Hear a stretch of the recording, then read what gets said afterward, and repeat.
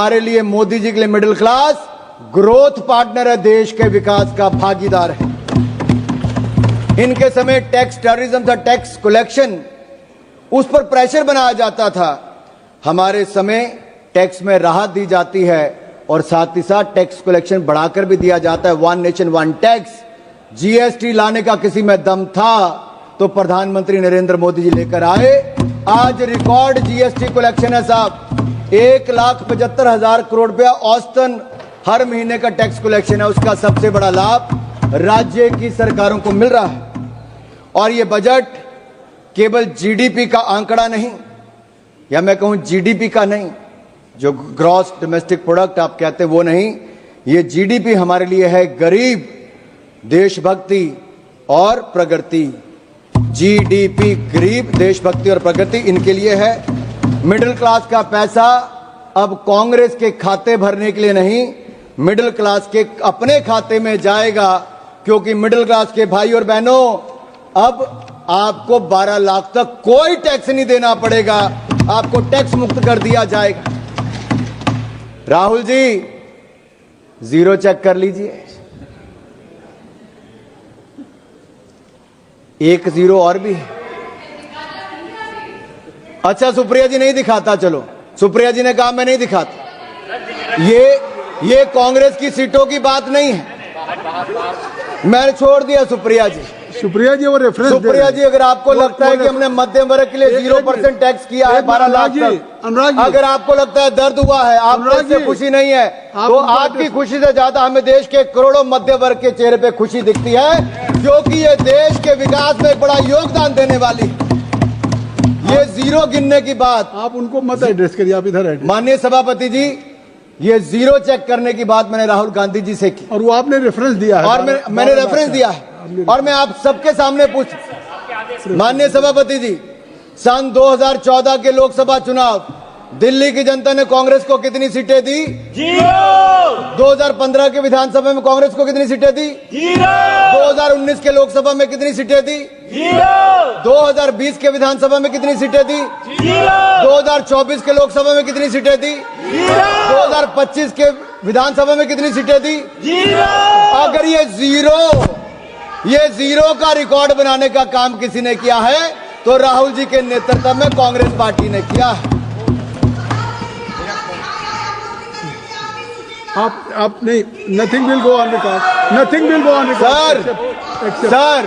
Sir, ये दिल्ली वालों ने तो कांग्रेस को बड़ा जीरो दे दिया, अब बंगाल में भी तृणमूल का जीरो होने वाला है। Kindly address to the chair, nothing will go on the record except Anurag Thakur ji. Please you address. Sir मैं मध्य वर्ग पर टैक्स की बात कर रहा था। सर मेरा तो उस समय जन्म भी नहीं हुआ था, लेकिन 28 फरवरी 1970, सर मैं जून 1975 की बात नहीं कर रहा जब इंदिरा जी ने इमरजेंसी लगाई थी, मैं 28 फरवरी 1970 की बात करता हूं जब इंदिरा गांधी जी ने बड़ी निर्ममता के साथ इस देश के सामने मिडिल क्लास पर टैक्स लगाने की घोषणा की। और मैं एक टेप लाया हूं, मैं सुना दूं आपके सामने, इंदिरा जी का भाषण सुनाऊं थोड़ा सा? क्या कहा? नहीं, जमा कर दीजिए, नहीं जमा कर दीजिए, आप जमा कर दीजिए।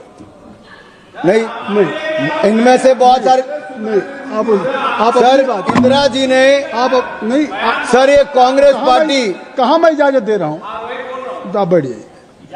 सर कांग्रेस चाहती है कि इंदिरा जी की टेप ना चले, नियम कहता है कि ना चले, लेकिन मैं आंकड़ा जरूर बताना चाहता हूं कि कैसे इंदिरा जी ने एक और तो इमरजेंसी लगाकर काला अध्याय दिया, लेकिन दूसरा 28 फरवरी 1970 को सरकार के टैक्स स्ट्रक्चर को देख लीजिए, जहां पर कमाई करने वाले जिनको दिन रात मेहनत करते थे उनको डायरेक्ट टैक्स 97.5% लगा दिया गया था, 97.5% टैक्स लगा दिया था। और सर मैं सुप्रिया जी से पूछना चाहता हूं, मनीष तिवारी जी और अन्य विपक्ष के नेताओं से पूछना चाहता हूं, उस समय का 97.5% टैक्स ठीक था या आज नरेंद्र मोदी जी की सरकार में जीरो टैक्स ठीक है? जीरो। उस समय 5,000 के बाद इतना टैक्स लग जाता था।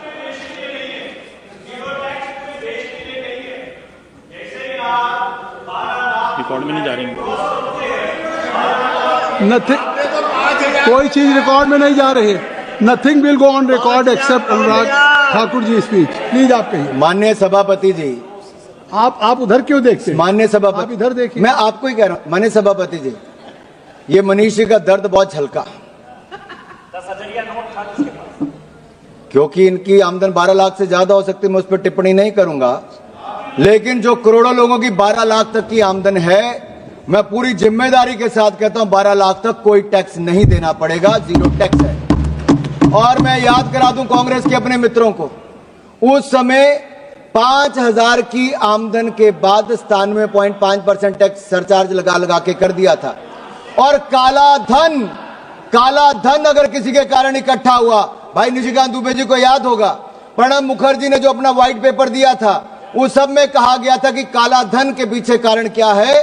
तो उस समय की कांग्रेस की नीतियां थी, जो काला धन करने के लिए काम करना पड़ता था। यही दिया था कि नहीं दिया? अगर ये सब इनके समय, सर हम तो देश के लोगों को ईमानदारी से टैक्स देने की बात कर रहे हैं और देश के टैक्स पेयर का धन्यवाद करते हैं, वो ईमानदारी से टैक्स दे रहे हैं। तो आज जाकर जनता को पक्का मकान भी मिल रहा है, शौचालय भी मिल रहा है, पानी भी मिल रहा है, अनाज भी मिल रहा है। ये मिल रहा है क्योंकि एक ईमानदार सरकार नरेंद्र मोदी जी के नेतृत्व में चल रही है। ये मिडिल क्लास के खाते में सेंधमारी करते थे।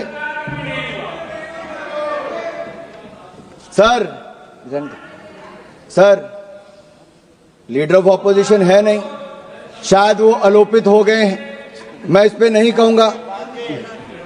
सर वो बार बार, सर सर बैठे बैठे मत टिप्पणी करिए जावेद साहब।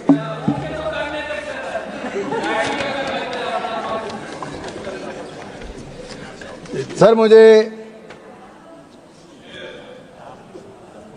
एक दो बातें यहां पे जरूर कहनी है। मैंने मध्यम वर्ग की बात की, लेकिन गरीब की बात जरूर करूंगा।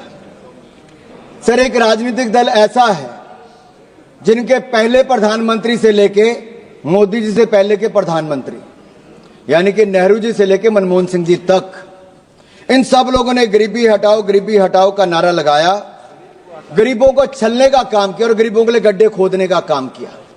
लेकिन एक गरीब मां के बेटे नरेंद्र मोदी जी ने मात्र 10 वर्षों में कर दिखाया जो आप 60 साल में नहीं कर पाए। 4 करोड़ गरीबों को पक्के मकान बनाकर दे दिए और 3 करोड़ पक्के और मकान मंजूर कर दिए। लेकिन इनके किसी सांसद की सदस्यता जाने पर जब मकान खाली करने को कहा जाता है तो इनका दर्द तब झलकता है कि मकान खाली कर दिया, मकान नहीं है। आप सोचो 70 साल तक वो लोग कितने अपने मकान को छोड़ना पड़ता था, और मोदी जी ने तो 25 करोड़ गरीबों को मल्टी डायमेंशनल पॉवर्टी लाइन से बाहर निकाला है। ये अपने आप में दुनिया कहती है कि क्या शानदार काम Narendra Modi. But sir, the people who have a habit to go overseas and speak in universities like Oxford, Cambridge, and they say poverty is a state of mind, तो इनके माइंड दिखते हैं, इनकी सोच दिखती क्या है। हमने विदेशी मानसिकता नहीं रखी, हमने देशी अपना जो तरीका है उससे काम किया। और जहां एक और हमने करोड़ों गरीबों को पक्का मकान बनाकर दिया, हमने संकल्प लिया 2047 से पहले भारत को गरीबी मुक्त करेंगे, जीरो पॉवर्टी बाय 2047 करके दिखाएंगे। लेकिन सर कुछ लोगों की दिक्कत है, कुछ लोग अमेठी रायबरेली जाते हैं तो उनको तो झोंपड़ियां चाहिए थी, सड़कों पे लेटे हुए गरीब चाहिए थे, फोटो सेशन के लिए झोंपड़ी होनी बहुत जरूरी थी, वर्षों तक ये होती रही, कलावती चाहिए थी। अभी वो पिछली बार जरा साउथ से आके वापस नॉर्थ में आए तो पूछ रहे थे झोंपड़ी कोई मिली नहीं, फोटो सेशन कहां करवाएंगे। तो वहां के लोगों ने कहा भाई नरेंद्र मोदी की सरकार ने पिछले 10 सालों में यहां के लाखों गरीबों के लिए पक्का मकान बनाकर दे दिया।